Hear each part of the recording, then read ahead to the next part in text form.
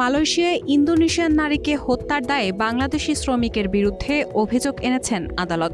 2 সপ্তাহ আগে একটি হোটেলের কক্ষ থেকে এক ইন্দোনেশিয়ান নারীর মরদেহ উদ্ধার করা হয়। ওই নারীকে হত্যার অভিযোগে বাংলাদেশি এক নির্মাণ শ্রমিককে গ্রেফতার করা হয়েছিল। আটক মোহাম্মদ শিমুল বাবুর বিরুদ্ধে ম্যাজিস্ট্রেটের সামনে অভিযোগটি পড়ে শোনানো হলেও মামলাটি উচ্চ আদালতের এখতিয়ারাধীন হওয়ায় অভিযুক্তের কাছ থেকে কোনো স্বীকারোক্তি রেকর্ড করা হয়নি। অভিযোগে লেখা হয়, গত বছরের 31 ডিসেম্বর রাত 10:12 পুচংয়ের তামান মাওয়ারের একটি হোটেল কক্ষ থেকে 39 বছর বয়সী এক ইন্দোনেশিয়ান নারীর মরদেহ উদ্ধার করা হয়। বাংলাদেশি ওই শ্রমিকের বিরুদ্ধে দণ্ডবিধির 302 ধারার অধীনে অভিযোগ আনা হয়েছে।